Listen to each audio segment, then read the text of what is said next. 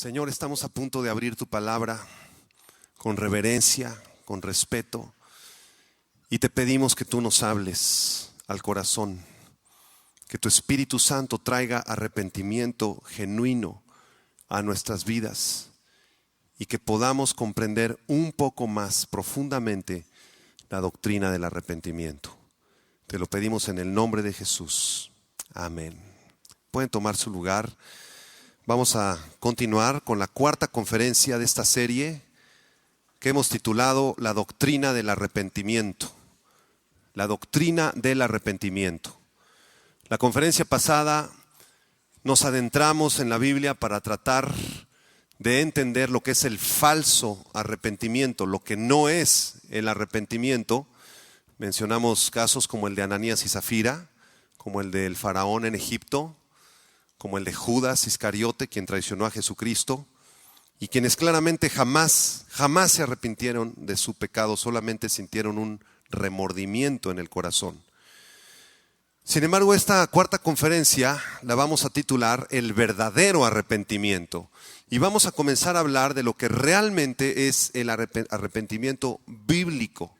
¿En qué consiste el verdadero arrepentimiento de acuerdo a las Santas Escrituras y al Evangelio de Jesucristo? Vamos a dar una definición más acerca del arrepentimiento, ya hemos dado algunas. Vamos a definir una vez más lo que es arrepentimiento. La palabra arrepentimiento proviene del griego metanoia y significa cambio de mente o cambio de dirección. Y vamos a dar esta definición. El arrepentimiento es una gracia del Espíritu Santo de Dios. El arrepentimiento es una gracia del Espíritu Santo de Dios por medio de la cual un pecador es humillado en su interior y reformado en su exterior. Lo repito una vez más. El arrepentimiento es una gracia o un regalo del Espíritu Santo de Dios por medio del cual un pecador es humillado en su interior y es reformado en su exterior. Entonces, el arrepentimiento, como ya lo enseñamos las clases pasadas, no es algo que tú puedas producir. No es algo que tú puedes decir, yo decido arrepentirme, ya no lo vuelvo a hacer, ya no vuelvo a tomar, ya no vuelvo a fumar. Tú no puedes arrepentirte por ti mismo. Aunque Dios te pide que te arrepientas, el arrepentimiento en realidad es un regalo que Él te da. Si tú buscas arrepentimiento y te contristas de corazón y ayunas y oras, seguramente el Señor te dará este regalo, porque el que pide, recibe, y el que busca, halla, y el que llama, se le abrirá. Tal vez tú no has podido arrepentirte de ese pecado de inmoralidad, pero si tú, ¿verdad?, decides y propones en tu corazón buscar del Señor y tocarle la puerta y orar y ayunar con todo tu corazón, tal vez en su gran misericordia el Señor te conceda por fin que te arrepientas de ese pecado que te ha afectado tanto en tu vida. Muy bien, el arrepentimiento genuino es una medicina espiritual que está integrada por 6 elementos o 6 ingredientes. Y en las siguientes conferencias vamos a hablar de cada uno de estos ingredientes. Quiero decirle que cada uno de estos ingredientes o pasos, podríamos llamarle así, del arrepentimiento, son consecutivos. Si tú tienes el ingrediente número 1, pero no tienes el 2, no te has arrepentido. Si tú tienes el ingrediente 1, 2, 3, 4, 5, pero no tienes el 6, no te has arrepentido. Así que vamos a adentrarnos en el primer ingrediente necesario para el arrepentimiento. ¿Cuál es el ingrediente número 1? Los que están tomando nota, este ingrediente es ver nuestro propio pecado. Ver nuestro propio pecado o tener conciencia del pecado que hay en nosotros. Todos los seres humanos, hermanos, nacimos ciegos espiritualmente. Dice la Biblia que el rey de este siglo ha cegado el entendimiento de los incrédulos para que no les resplandezca la luz del Evangelio. Cuando nosotros nacimos y eras un bebé, tus ojitos se abrieron y pudiste ver la luz. Pero tus ojos espirituales nacieron con un problema, nacieron ciegos. Y esta ceguera espiritual con la que todos nacimos, que la Biblia llama pecado, nos impide ver nuestras propias faltas. Nos impide darnos cuenta de nuestro propio pecado. No podemos darnos cuenta de cuánta maldad hay en nuestro corazón, porque nacimos ciegos. Por eso cuando le dices a tu compadre, ¿es usted un borracho, compadre? ¿Yo borracho? ¿Qué le pasa? Claro que no. Yo tomo socialmente. Pero ellos no aceptan su pecado. ¿Por qué no acepta su pecado? ¿Sabes por qué no lo acepta? Porque está ciego espiritualmente. Incluso si lo aceptara, no se arrepentiría, ¿verdad? Porque esa ceguera no le permite arrepentirse. Vamos a ver cómo Dios utiliza su palabra y a sus ministros para abrir los ojos de los ciegos. El primer paso al arrepentimiento es que tus ojos sean abiertos, que puedas ver la luz de Cristo, la luz de su gloria, y que puedas ver tu propio pecado y tu propia maldad. Ese es el ingrediente número 1, ver tus propios pecados, darte cuenta de que hay pecado. Vamos a Hechos capítulo 26, por favor, para confirmar esta verdad. Hechos capítulo 26, versículo 16 al 18. En este pasaje de las Escrituras, el apóstol Pablo está hablando con el rey Agripa, le está platicando acerca de su conversión, ya lo habíamos visto en la primera conferencia. Y entonces Pablo le relata al rey Agripa su conversión, cómo él encontró a Jesucristo en el camino a Damasco. Vamos a leer desde el versículo 14. Y habiendo caído todos nosotros en tierra, dice Pablo, oí una voz que me hablaba y decía en lengua hebrea, Saulo, Saulo, ¿por qué me persigues? Dura cosa te es dar coces contra el aguijón. Yo entonces dije, ¿quién eres, Señor? Y el Señor dijo, yo soy Jesús, a quien tú persigues. Pero levántate y ponte sobre tus pies, porque para esto he aparecido a ti, para ponerte por ministro y testigo de las cosas que has visto y de aquellas en que me apareceré a ti, librándote de tu pueblo y de los gentiles a quien ahora te envío. Pongan atención en el versículo 18. Dice, para que abras sus ojos, para que abras sus ojos, para que se conviertan de las tinieblas a la luz y de la potestad de Satanás a Dios, para que reciban por la fe que es en mí perdón de pecados y herencia entre los santificados. ¿Cuál fue la principal función de Pablo como apóstol? Predicar el evangelio para que a través del evangelio los ciegos, ¿qué cosa? Pudieran ver. Esa es la maravilla de predicar el evangelio y de hablar de la palabra de Dios. Cuando tú hablas de la Biblia, tal vez a tu cuñado, a tu hermana o a tu prima que no son cristianos, se les caiga esa venda, como lo decía nuestro hermano, ¿verdad? Con sus familiares, ¿verdad? Que piensan que los ídolos pueden hacer milagros. Necesitamos predicar el evangelio para que se caiga esa venda de sus ojos y puedan darse cuenta de su propia condición. Muchas veces, hermanos, Dios permite que una persona que está ciega espiritualmente caiga muy bajo o toque fondo, como decimos, para que esta persona pueda volver en sí, pueda abrir los ojos. El pecado tiene tal poder seductor que atrae, que hipnotiza, que atrapa y que persuade al pecador. Y esa persona que está ciega, después de ser persuadida por el pecado, cae a un nivel de pecado, en este nivel, luego más bajo, ahora ya no fuma, ahora ya también toma, luego se droga, luego ya cayó en la homosexualidad y cae en los niveles más bajos de la inmundicia y del pecado. Muchas veces Dios permite esto para que esa persona que está tocando fondo pueda volver en sí, pueda darse cuenta de su propio pecado. En realidad el pecado es un poder terrible, tremendo, porque Satanás usa el pecado, ¿verdad?, como un aguijón en la carne, dice el apóstol Pablo, y a través de este aguijón operan demonios. Entonces una persona que cae en pecado está como hipnotizada, hagan de cuenta, está como endemoniada.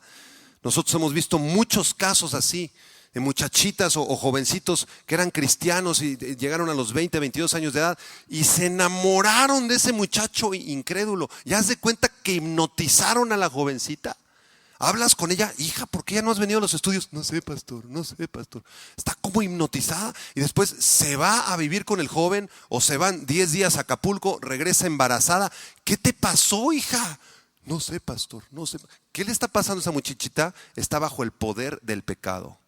Y si esa muchachita no quiere reaccionar y no quiere obedecer a Dios ni a sus padres, es posible que toque fondo y que caiga en niveles de pecado muy graves. Vamos a ver esto en Lucas capítulo 15, en la famosa historia, parábola del hijo pródigo. Lucas capítulo 15 es una de las parábolas más preciosas de la Biblia, más famosas también, y es quizá la parábola más larga de la Biblia y con más detalles. Lucas capítulo 15, versículo 11. Vamos a leerla detenidamente. También dijo Jesús: un hombre tenía 2 hijos. El menor de ellos dijo a su padre: Padre, dame la parte de los bienes que me corresponde. Y les repartió los bienes. En aquel tiempo, pedirle a tu papá que te diera la herencia era como desearle la muerte. Es como si este muchacho le hubiera dicho: ojalá ya estuvieras muerto, papá, para que me dieras mi herencia. Dámela de todas formas. Versículo 13. No muchos días después, juntándolo todo, el hijo menor se fue lejos a una provincia apartada y allí desperdició sus bienes viviendo perdidamente. Y cuando todo lo hubo malgastado, vino una gran hambre en aquella provincia y comenzó a faltarle. Y fue y se arrimó a uno de los ciudadanos de aquella tierra, el cual le envió a su hacienda para que apacentase cerdos. Este muchacho era judío. El cerdo, como lo acabamos de ver en las preguntas, era el animal más inmundo, era la peor ofensa que le pudieran hacer a un judío. Versículo 16. Y deseaba llenar su vientre de las algarrobas que comían los cerdos, pero nadie le daba. ¿Saben ustedes por qué nadie le daba? Porque las algarrobas no eran comestibles para los humanos y podían producir una tremenda diarrea o muerte. El hecho que no le dieran algarrobas era un acto de misericordia para este muchacho. Quien se hubiera comido estas algarrobas tal vez hubiera muerto. Versículo 17. Y volviendo en sí, quiero que subrayen esa expresión del verso 17, volviendo en sí. Cuando tocó fondo este muchacho y estaba a punto tal vez de perder la vida, dice la Biblia que volvió en sí. Digan conmigo: volvió en sí. Y dijo: ¿cuántos jornaleros en casa de mi padre tienen abundancia de pan? Y yo aquí perezco de hambre. Me levantaré e iré a mi padre y le diré: Padre, he pecado contra el cielo y contra ti. Ya no soy digno de ser llamado tu hijo. Hazme como a uno de tus jornaleros. ¿Qué le pasó a este joven? Volvió en sí. El Espíritu de Dios le abrió sus ojos y se dio cuenta que era un pecador. Fíjense, antes de esto este muchacho deseaba la muerte de su padre, quiso dedicarse a una vida de pecado y de indulgencia, perdió toda la herencia, todo el dinero que el papá le había dado, se entregó a una vida de inmoralidad, de vicio, y en su pecado ni siquiera pudo alimentarse de las algarrobas. Sin embargo, cuando pisó fondo y tocó fondo, este muchacho se dio cuenta que su pecado lo había dejado en la bancarrota, recuperó la conciencia, pudo pensar con claridad y se vio a sí mismo como un pecador. Muchos de ustedes, antes de venir a Cristo, igualmente su servidor, tocamos fondo, ¿no es cierto? ¿Cuántos tocaron fondo aquí? No levantes la mano. Muchos andábamos destrozados, ¿verdad? En la bancarrota espiritual, en la bancarrota económica, ahogados de alcohol, ahogados de vicio, pensando que el dinero lo era todo. Y en algún momento alguien nos predicó el Evangelio y el Espíritu Santo nos abre los ojos y volvemos en sí. Estábamos como hipnotizados, endiablados, endemoniados, poseídos por Satanás. Pero por la gracia de Dios se nos abrieron los ojos y pudimos vernos a nosotros mismos. Pudimos ver la santidad de Dios por un instante y pudimos ver nuestro tremendo pecado. Y muchos de nosotros caímos llorando, chille y chille y chille. ¿No es cierto? Muchos tuvieron esta experiencia con el Señor preciosa. Yo recuerdo a muchos hermanos a lo largo de mi vida que cuando les predicamos el evangelio le dijimos: hermano, es que hay mucho pecado en tu vida, hay mucho orgullo, entrégate a Cristo, pídele el don del arrepentimiento, arrepiéntete de tus pecados. Y a medida que les hablamos, y comenzaban a llorar por horas. Hay hermanos que lloraron por 6 horas, por 8 horas. ¿Qué te pasó? No podías dejar de llorar, ¿te acuerdas? ¿Qué te pasó? Pudiste ver tu propio pecado, volviste en ti mismo. Entonces acá hay un principio espiritual que quiero que anoten los que están tomando nota. Este principio espiritual dice lo siguiente: no hay forma de venir a Cristo si antes no se viene uno a sí mismo. No hay forma de entregarnos a Cristo sin antes volver en sí. Poder ver nuestro propio pecado y nuestra propia maldad. Un arrepentimiento falso es el de una persona que dice: sí, soy pecador. Sí, Cristo murió por mí. Sí, gracias Señor, te recibo como mi Señor y Salvador. Pero nunca reconoció la gravedad de su pecado. Nunca la reconoció. Esta persona no se ha arrepentido. Una persona que ha vuelto en sí es una persona que ha sido iluminada por el Espíritu Santo de Dios. Amén. Vamos a ver otro ejemplo en el primer libro de los Reyes, capítulo 8, acerca de volver en sí. Y esto, por supuesto, Dios lo hace, ¿verdad? Nadie puede decir: yo voy a volver en sí, sino que es un regalo del Espíritu Santo. Primera de Reyes, capítulo 8, versículo 46 al 51. Si ustedes recuerdan, esta es la oración de Salomón. Cuando él inauguró el gran templo de Jerusalén, él comienza a orar una de las oraciones más preciosas del Antiguo Testamento. Y parte de esta oración está en el versículo 46, donde Salomón intercede por su pueblo. Dice: si pecaren contra ti, porque no hay hombre que no peque, y estuvieres airado contra ellos, y los entregares delante del enemigo para que los cautive y lleve a tierra enemiga, sea lejos o cerca, y ellos, ¿qué dice? Volvieren en sí. Si ellos volvieren en sí en la tierra donde fueren cautivos, si se convirtieren y oraren a ti en la tierra de los que los cautivaron y dijeren: pecamos, hemos hecho lo malo, hemos cometido impiedad, y si se convirtieren a ti de todo su corazón y de toda su alma en la tierra de sus enemigos que los hubieran llevado cautivos, y oraren a ti con el rostro hacia su tierra que tú diste a sus padres, y hacia la ciudad que tú elegiste y la casa que yo he edificado en tu nombre, tú oirás en los cielos, en el lugar de tu morada, su oración y su súplica, y les harás justicia y perdonarás a tu pueblo que había pecado contra ti y todas sus infracciones con que se hayan rebelado contra ti, y harás que tengan de ellos misericordia los que lo hubieren llevado cautivos. Porque ellos son tu pueblo y tu heredad, el cual tú sacaste de Egipto, de en medio del horno de hierro. Entonces, el rey Salomón está anticipando el pecado de Israel.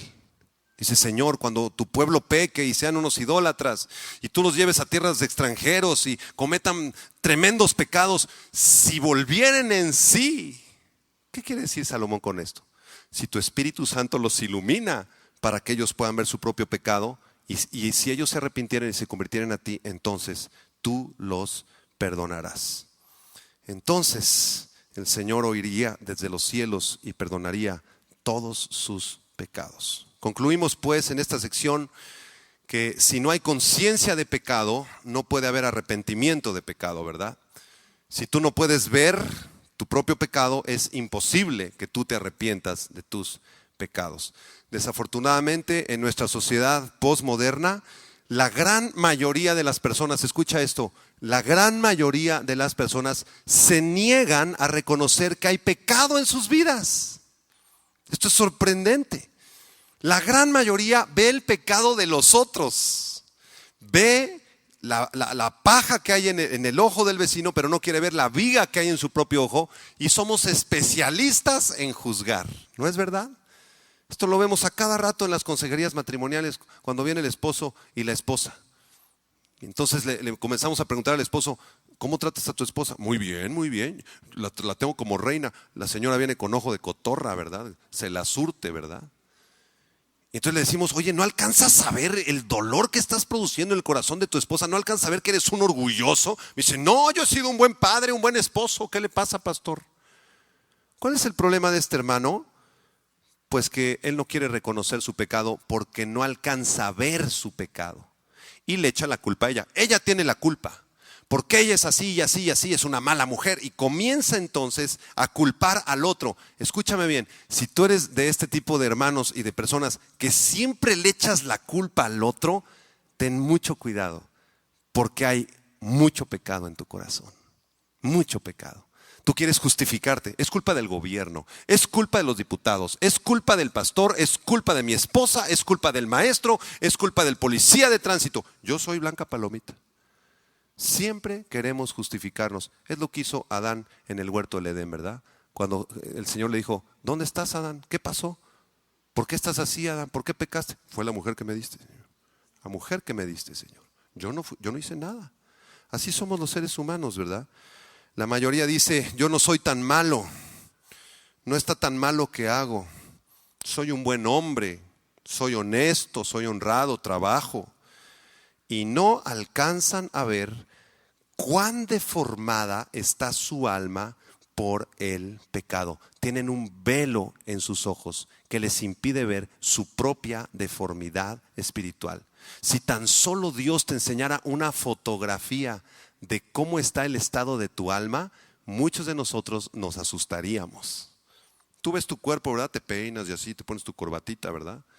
Pero si el Señor te mostrara el estado de tu alma, la verías totalmente deforme, totalmente desfigurada, porque esto es lo que hace el pecado. No ven ni tienen conciencia de su propio pecado. Te voy a dar una lista de al menos unos 12 pecados que son los más frecuentes. Por supuesto, cualquier clase de pecado aplica, pero te voy a dar una pequeña lista de 12 pecados que normalmente no alcanzamos a ver en nuestras vidas o no queremos reconocer. Y estoy hablando de cristianos. Por supuesto, los incrédulos también están incluidos en la lista, pero estos pecados aplican en el pueblo de Dios, dentro de la iglesia. Número 1, orgullo y soberbia. Orgullo y soberbia. Hermano, veo un poquito de orgullo en la manera en la que tú te diriges, en la manera que hablas. ¿Yo orgulloso, yo soberbio? ¿Por qué? ¿Por qué? No alcanza a ver su soberbia. Esa persona está cegado. Hermana, por favor, ayúdame a acomodar estas sillitas de aquí límpiale al piso. ¿Por qué voy a limpiar yo? Si yo soy, ¿verdad?, el Ministerio de Evangelismo y Misiones al África, ¿por qué voy a acomodar esas sillas? Hermana, veo que hay en ti orgullo y soberbia. Te lo tengo que decir, te tengo que exhortar. Hay mucho orgullo en tu corazón. ¿Por qué orgullo? ¿Porque yo qué? Yo soy una gran misionera. ¿Cuál es el problema de esta hermana? Está cegada por el pecado. Segundo pecado, inmoralidad sexual. Inmoralidad sexual. Y esto abarca adulterio, fornicación, bestialismo, homosexualidad, masturbación, pornografía, etcétera, etcétera. Entonces los muchachos, ¿verdad?, que caen en este tipo de pecados: bueno, no me ha pasado nada, pues, veo tantita pornografía. ¿Cuál es el problema? Es necesario, ¿verdad?, para yo tener una excitación sexual. Aparte, Dios no me ha mandado un juicio, no debe ser tan malo. Y cuando tú lo confrontas, le dices: tú estás en un pecado gravísimo de muerte, tú puedes morir, Dios puede pedir tu vida esta noche, arrepiéntete. Y ellos dicen: ¿pero por qué? Si no es tan mal, hombre, no he embarazado a nadie. ¿Cuál es el problema? O hermanos o personas, ¿verdad?, que coquetean con otra persona, otra hermana o hermano que no es tu esposa, ¿no? Y comienzas un coqueteo así, ¿verdad? Un coqueteo por abajito de la mesa, ¿verdad? Y los abracitos. Hay hermanos así que abrazan a hermanas que no son su esposa, que parece que es su esposa, y le dan así unos abrazotes, ¿verdad? Eso se llama salamería en la Biblia y está prohibido, es un pecado. Los toqueteos de, hola hermano, y hay hermanas también, ¿verdad? O muchachas que son muy coquetas y abrazan al hermano, le dan un abrazote y hasta masajito en la espalda. ¿Sabes qué? Eso está mal. Vele, hazle masaje a tu esposo. No saludes así a los chavos ni a las muchachas, porque eso se llama coquetería. Ay, pastor, pero no sea exagerado, nada más no estamos saludando, ni que hubiéramos cometido adulterio. Pues sí, pero la Biblia dice que cualquiera que mira a una mujer para codiciarla ya adulteró con ella. Yo no estoy incluido ni clasificado dentro del pecado de adulterio. Ay, nada más por saludar así a las muchachas y coquetearles tantito. Entonces tú no quieres reconocer ese pecado, ¿por qué? Porque estás cegado. ¿Sí? El pecado te tiene cegado. Tercer pecado, idolatría. Idolatría. Ustedes no me van a creer, pero hay muchos cristianos que son bien idólatras. Bien idólatras. Porque amas más los partidos de fútbol del domingo a mediodía que venir a adorar a Dios. Y cuando hay partido, prefieres quedarte al partido que adorar a Dios. Entonces el partido es número 1, Dios es número 2 quizá, o hasta número 3 o 4. Lo principal es el partido. Y eso se llama en la Biblia idolatría. Cualquier cosa que ocupe el lugar de Dios se llama idolatría. Muchos jóvenes son idólatras del Xbox o del PlayStation o del Wii o de los juegos de video. Son idólatras del Facebook o de los juegos, ¿verdad?, por computadora. Entonces eso es lo más importante en tu vida. Y si no, haz un examen y ve cuántas horas pasas tú en el Facebook, en el Twitter, en los jueguitos de video. Haz una cuenta, ¿cuántas horas pasas en eso a la semana? Pues ayer fueron 45 minutos, hoy 1 hora, mañana fueron 3 horas, el domingo voy a estar 2 horas. Y te van a sumar quizá unas 6, 8, 9 horas. ¿Cuántas horas pasaste en la palabra de Dios de rodillas? Pues como 15 minutos. Entonces, ¿qué es más importante, el Facebook o la palabra de Dios? Pues el Facebook. Eres un idólatra. Pero no seas exagerado, pastor. Sí, yo amo a Jesús.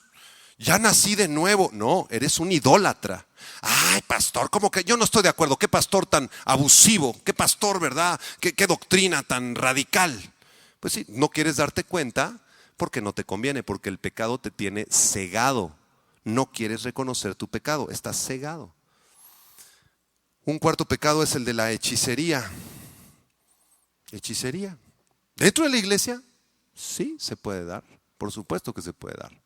Hay casos, ¿verdad?, de hermanos que desafortunadamente se separaron o que se divorciaron y que la hermana o el hermano busca un brujo para hacer un amarre para que regrese el esposo en el nombre de Jesús. ¿Qué es eso? Eso es brujería, hechicería, ocultismo. O hermanos que por ignorancia tal vez leen los horóscopos, ¿verdad? Pues ¿qué tiene malo leer el horóscopo? Yo soy Escorpión. A ver, ¿cuál es mi destino? Pues vas a encontrar trabajo y te vas a casar el año que entra. Gloria a Dios, aleluya. Eso es hechicería, es brujería, ¿verdad? Dios prohíbe consultar adivinos que te lean la mano, consultar horóscopos. Entonces, deja eso porque eso ofende a Dios. Pastor, qué payaso, no sea usted tan radical. Bueno, tú no quieres dejarlo porque estás cegado, no quieres reconocer tu pecado. Un quinto pecado es el de la amargura. Amargura. Hay muchos hermanos que están bien amargados, bien amargados. Pastor, a mí me fue muy terrible en mi juventud, ¿verdad? Me crucé el río Bravo, me golpearon, me regresaron, me raparon, me quitaron, me hicieron. Hermano, ya deja eso, ya perdona. Suelta esa amargura porque la amargura es como cáncer. Estás bien amargado. Yo no estoy amargado, nada más decía.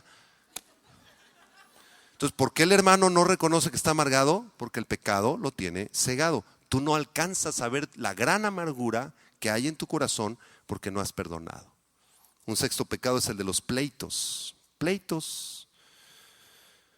Muchos matrimonios pelean 6 veces a la semana, 6 días de 7, ¿verdad? El lunes pleito, el martes más o menos, y de miércoles a domingo pleito seguro. Oye, hermano, tu matrimonio está muy mal, es pura discusión, puro pleito. No estamos tan mal, ahí la vamos llevando. Está cegada esa persona, pleitos, celos, número 7. Hay hermanos que son tremendamente celosos. Hay unos celos que son normales, ¿verdad? De hecho, Dios tiene celo de nosotros porque nos ama. El Señor nos cela porque somos su novia. Pero hay otro tipo de celos que son enfermizos. Entonces la esposa sale, ¿verdad?, a comprar algo al súper y el esposo ya piensa, ¿verdad?, que anda con otro. Y sale a buscarla, ¿verdad? Y le arma unas escenas terribles el esposo a ella. Puede llegar hasta la violencia verbal o física porque él está enfermo de celos. O al revés, hay muchas mujeres que son extremadamente celosas y desconfían del esposo, ¿verdad? Y le están hablando 20 veces al trabajo, le marca, ¿verdad? Y cuando llega le revisa todo su cartera, hasta los calcetines le revisa. Y esto es una enfermedad que se llama celos enfermizos. Hermano, tienes un problema de celos. Hermana, estás cayendo en un pecado de unos celos extremos. No, es normal, es normal. No es normal. Y tú no lo quieres ver porque ese pecado te está cegando. Adicciones, número 8, cualquier tipo de adicciones. Este es el ejemplo clásico, ¿verdad? Tú agarras a un muchacho drogadicto y le dices, eres drogadicto, necesitas ayuda. Y lo primerito que te dice, no, yo no soy drogadicto, yo no necesito ayuda. Cuando yo decida, dejo las drogas. La respuesta clásica.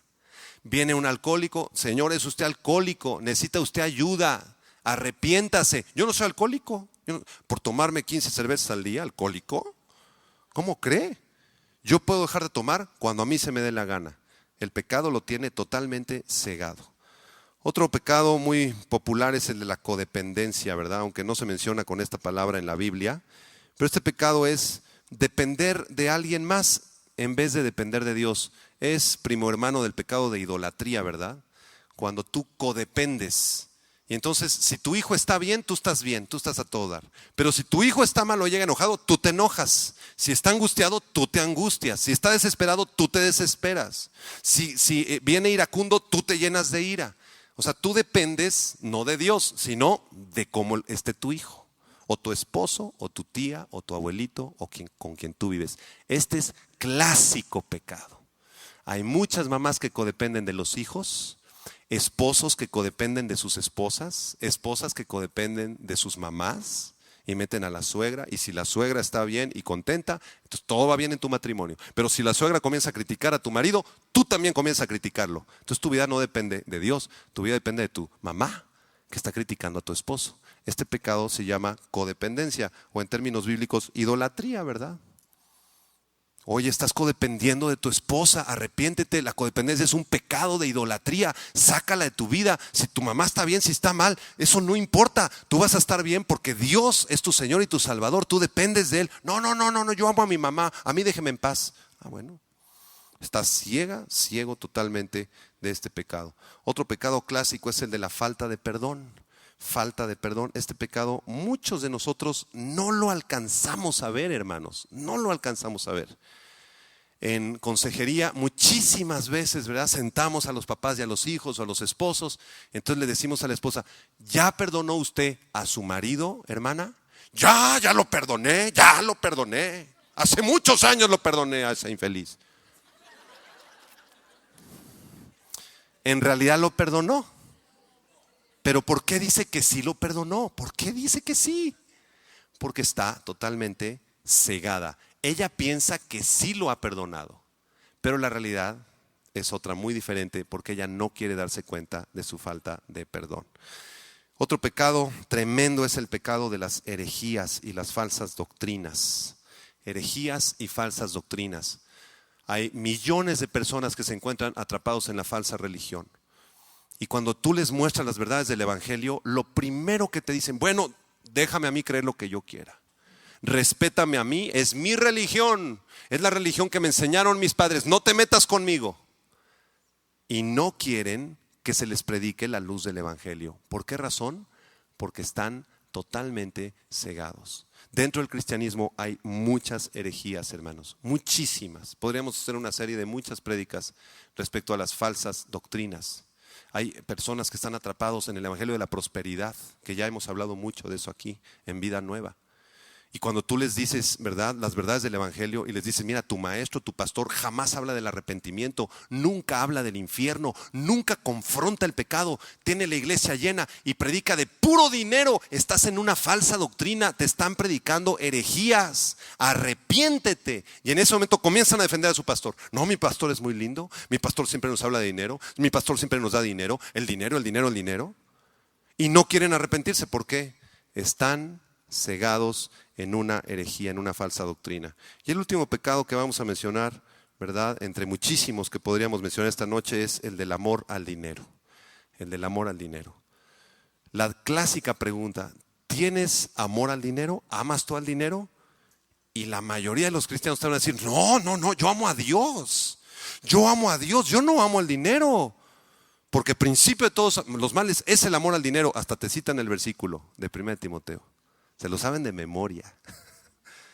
Sin embargo, cuando llega el pago de la quincena, lo primerito que piensan cuando les llega ese dinero, fíjate lo que dije, lo primero que piensan cuando llegan esos 10,000 pesitos es, ahora sí nos vamos a Cancún, ahora sí cambiamos el coche, ahora sí arreglamos la cocina.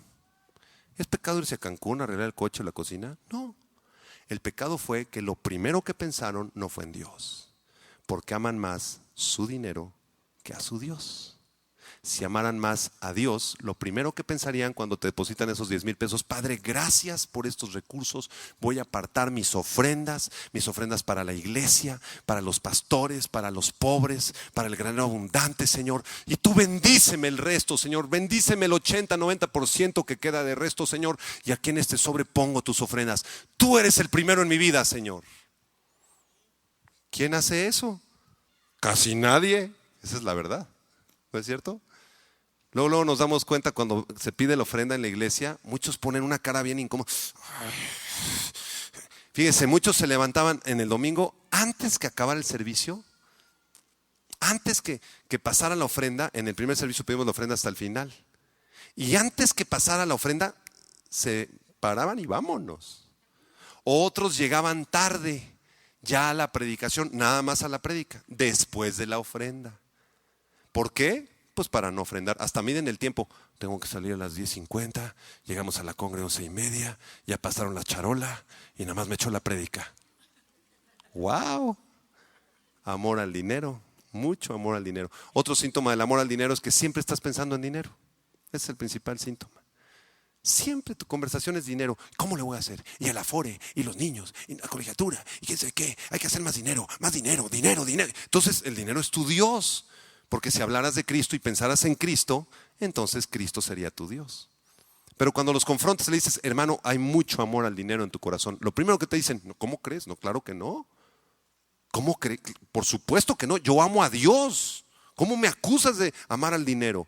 ¿Por qué son así? Porque están totalmente cegados. Quiero decirte algo muy importante. En todos los cristianos hay alguno de estos pecados. En todos. Muchos me voltearon a ver con cara de, ¿en mí? Sí, en ti. Y en mí también. En mi vida también. Los pastores no estamos exentos. Yo quiero que los que anotaron estos pecados, por favor, hagan un examen de conciencia esta noche y le digas, Señor, ¿qué pecado de los que hay aquí todavía estoy consintiendo en mi vida, Señor? ¿Cuáles de esta lista o de otras puede haber en mi corazón, Señor? Si alguno de nosotros dice que ninguno de estos pecados está en nuestras vidas, no, yo no tengo ninguno de los que mencionó el pastor, entonces tú tienes el primero que mencioné, orgullo y soberbia. Porque si decimos que no hemos pecado, le hacemos a él mentiroso y la verdad no está en nosotros, dice Primera de Juan. Así que es un examen de conciencia profundo. Yo te aconsejo como tu pastor que ores, que ayunes y que le pidas al Señor que te abra los ojos para que puedas ver tu propio pecado. Ese es el primer paso del arrepentimiento genuino. ¿Quieres arrepentirte verdaderamente? Tendrás que ayunar, orar profundamente y pedirle al Señor que en su gracia y en su misericordia te conceda ver cuánta maldad hay en tu corazón. Ese es el primer paso para poder arrepentirse. De otra manera, nunca vas a poder avanzar en la vida cristiana. El pecado es aquello que nos estorba, hermanos. El pecado nos retrasa nuestra vida espiritual. El pecado de amargura, por ejemplo, no te permite avanzar. La falta de perdón en la vida. Siempre estás en el mismo lugar, no avanzas espiritualmente. El Señor Jesucristo dijo en los evangelios que si tú no perdonas a tu hermano su pecado, entonces tu Padre Celestial tampoco te perdonará a ti los tuyos. Pero que si tú perdonas a tus hermanos sus pecados, entonces nuestro Padre Celestial te perdonará los tuyos. En el original griego la idea es la de un nudo, la de una persona que va remando, ¿verdad? Pero que está atado por abajo del agua a una piedra que se llama amargura y falta de perdón. Y ahí estás remando y vienes a los estudios y oras y cantas y estás predicando la Biblia y compartes de Cristo, pero no avanzas ni un metro. ¿Por qué? Porque abajo del mar estás atado a una tremenda amargura y falta de perdón. Cuando tú decidas darte cuenta de esa amargura, arrepentirte de esa amargura y perdonar a los que te hicieron daño, vas a comenzar a avanzar en la vida. ¿Te fijas cómo el pecado te retrasa?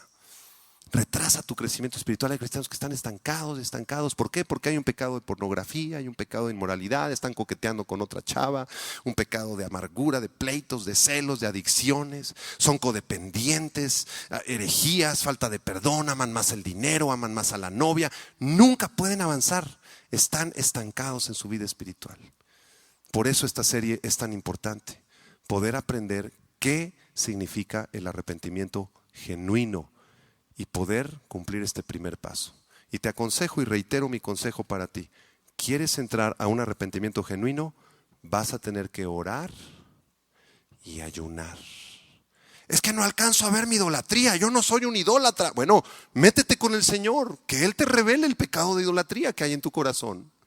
¿Y cómo me meto con el Señor, pastor? Apártate 2 o 3 días, apagas todos los celulares, comes papayita en la mañana, agüita, sirve para limpiar tu intestino, hijo, que ya tienes una barrigota así. Esos 2 o 3 días te limpias tu intestino con pura agüita purificada y papayita. ¿Qué te parece?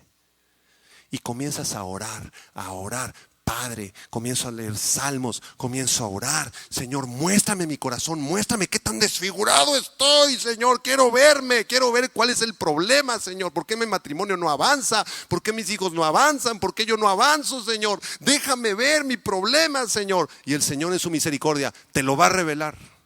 Y vas a poder contemplar su santidad y ver tu deformidad tan terrible que todavía tenemos. Y en ese momento podrás identificar qué pecado es el que hay en tu corazón. Y ahí es donde inicia el arrepentimiento genuino. No hay otra forma de arrepentirse. Quítense la idea, hermanos, de que el arrepentimiento es una oración de 15 segundos. Eso no es arrepentimiento. Porque eso es lo que se ha enseñado en muchas iglesias evangélicas. Cierra tus ojos, di conmigo esta oración. Señor, me arrepiento, soy un pecador. Sí, soy un pecador, perdóname. Amén, amén, amén. Eso no es arrepentimiento, quítatelo de la cabeza, eso no es arrepentimiento. Arrepentimiento es que el Espíritu Santo te ilumine, que puedas ver tu deformidad y puedas clamar una vez más gracia, misericordia y paz de Dios nuestro Padre y del Señor Jesucristo sobre de tu vida. Vamos a orar. Padre, te damos gracias por tu palabra, Señor. Gracias, Señor, porque estamos aprendiendo esta doctrina preciosa, Señor, del arrepentimiento. Tú nos mandas en tu palabra, Señor, que nos arrepintamos de nuestro pecado. Pero al mismo tiempo nos enseñas que el arrepentimiento es una gracia, un regalo gratuito que solo tú concedes junto con la fe. Porque cualquiera que cree en ti, Señor, con una fe arrepentida, tendrá vida eterna, vida en abundancia, Señor. Te suplicamos esta noche, Señor, que tú quites de nuestra mente toda idea falsa acerca del arrepentimiento, Señor. No queremos creer en un arrepentimiento ligero, un arrepentimiento barato, Señor, que tal vez nos han predicado. No, Señor. Queremos un arrepentimiento genuino. Queremos volvernos a ti, Señor. Y como el hijo pródigo queremos volver en nosotros mismos, volver en sí, Señor. Y poder darnos cuenta de tu gran amor y de nuestro gran pecado, Señor. Danos conciencia de pecado, Señor. Porque sin conciencia de pecado no puede haber arrepentimiento, Señor. Muéstranos a cada uno de nosotros, Señor, en qué hemos fallado y en qué estamos fallando, Señor, para arrepentimiento. ¿Por qué no clamas al Señor ahí un momentito desde tu lugar con tus ojos cerrados? Y le dices: Señor, abre mis ojos, que pueda ver yo tu gloria, tu santidad. Y también pueda ver yo mi propio pecado, Señor. La maldad que hay en mí todavía, Señor, para arrepentirme. Y que tu sangre preciosa me limpie, Señor, y traiga sanidad a mi alma, Señor. Y que salgan lágrimas de mis ojos, Señor, de dolor por haberte fallado, Señor. Por haberme burlado de ti, Señor. Por haber abusado de tu gracia. Tráeme, Señor, genuino arrepentimiento. Dame dolor, Señor, en mi alma y en mi corazón, pero un dolor que venga de ti, Señor, un dolor santo, un dolor con lágrimas, para arrepentirme, Señor, y cambiar de dirección en mi vida, Señor, en mi familia, en mi trabajo, Señor, en mi ministerio. Líbranos, Señor, de juzgar a los demás, de echarles la culpa a los otros, de criticar a los demás. Queremos ver primero, Señor, la viga que está en nuestro propio ojo antes de ver la paja que está en el ojo de nuestro prójimo, Señor. Regálanos este precioso don del arrepentimiento. Te lo pedimos en el nombre de Jesús. Amén.